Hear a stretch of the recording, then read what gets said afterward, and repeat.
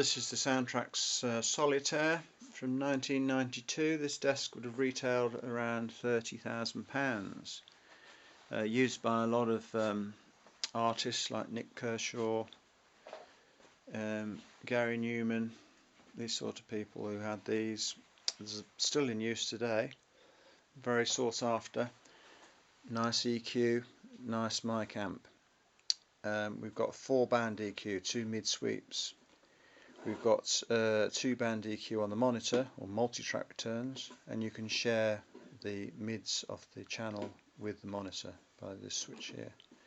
So you basically can have either full EQ on the channel, or you can split it between the channel and the monitoring. At the top of the module we've got line mic switch 48 phantom, gain obviously, that gain goes for mic and line. We've got the shelf there, roll off, EQ in out on the monitor, 8 auxiliary sends, you've got 8 buses. This 1 and 2 are source the tape input or multi-track input, and then 3 to 8 are on the channel, but you can assign them to the monitor input here using these switches, so very flexible. Got the main channel fader, bus assign there, 24 buses across 2 groups, so you've got 1 to 12, and then hit that button down, 13 to 24. Left right assign, mute, solo.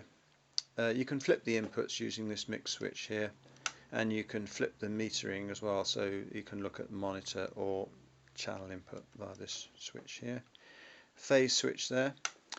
I'll go on to the automation in a minute, but back to the centre of the console we've got 4 stereo effects returns here, bit of 2-band EQ on the input there, -10 +4 switch, EQ in out, auxiliary send, so you can send these effects to the musicians if you've got a fallback set up on 1 and 2, so you can give them some reverb, echo. Here are your fader levels for the effects returns. These are the 8 auxiliary masters with mute and AFL on there. And over to the master section we've got the solo trim, in-place solo facility, talkback. We've got a talkback switch down here, we've got a talkback mic there, and that's the assign. We can send it to the musicians in the studio, to the groups, or to the auxiliaries, so plenty of flexibility there. Studio feed, control room, source the control room, or you can source the aux 1 and 2 or aux 3 and 4, again to set up a headphone mix for the musicians. Master source, you've got mix, which is left and right, 3 2-track returns, A, B and C for listening back to mastering machines, or the auxiliaries again 1 and 2, 3 and 4 to set up fallback mixes, and a mono switch. So that's pretty comprehensive facilities on the master there. You should be able to do everything with that. There's your main control room level, that's your main pot, and then you've got alternative speaker switch there, so hit that down, you go on to another set of speakers, and you can trim it up with that rotary pot there. Master fader here. Now one of the very interesting features on this desk are the dynamics. You've got 32 gates, 32 compressors, very fast gates, and a nice bit of kit on there, very usable. People love the gates, they're very fast. I won't go into that too deeply because it gets a bit complicated after a while, but it's easy to set up, but you can go quite deep into it. You know, there's various levels, you can do panning and things like this. The automation again is on a basic level is very simple. You just basically hit the record and play, and the automation will start kicking out some SMPTE code, and then you can make your mutes. Obviously it will mute all channels, all effects returns, all auxiliaries. The signal coming in here, we can do a couple of mutes on there to see what's going on, and it will record the fader movements as well. Go back to the center section and just press stop. Basically that will ask you, do you want to enter to keep the mix you just made. Press enter, yeah. Go back to the top of the SMPTE, so hit that stop button again, second time. You've gone back to 0. I hope you can see that actually. Press play.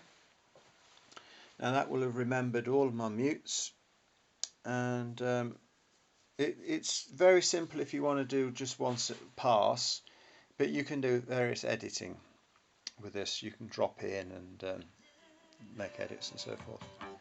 So basically there's my mutes I just made, and you can see that I'm getting the fader change as well.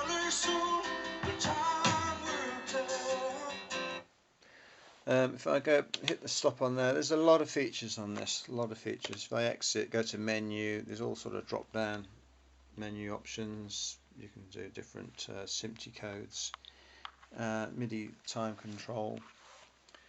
There is a trackball as well. It used to hook up to a PC and you could do editing and things like that, but it was a pretty old system. So really what you're buying with this desk is a very nice analog desk, beautiful mic amps, and you can run some serious sessions with this. Full patch bay. I won't go too deeply into this. I mean, patch bays, if you don't know anything about patch bays, the idea of it being that you can have a flexible system, so all of the external ins and outs of the control room are available on the patch bay, and you can do obviously put compressor across jacks, and you can put reverb via the tie lines. All of the effects outboard will come up on your tie lines here, so you could have reverb in, reverb out, gate in, gate out. It means that you can use patch leads to set up. It can get quite complicated when you're doing very involved mixes, when you need lots of compression, dynamics, and reverb, so forth. So the patch bay is basically to give everything in front of you, so you don't have to go messing around behind the desk. We'll have a look behind the desk. EDACs, you may have heard of these. We've got the EDACs with the multi-tracks ins, line ins, tie lines, masters. The mics on this desk are on general XLR there. There's your power lead coming in. There is MIDI time on here, as I said, time codes, that's usable as a sync source. So there we are, the Solitaire32. Beautiful console. This one is just over 2 meters long, very heavy, about 160 kilos. I hope you enjoyed that from Studio Systems, specialise in Soundtracs consoles since 1986, I think. Oh goodness. See you later, guys.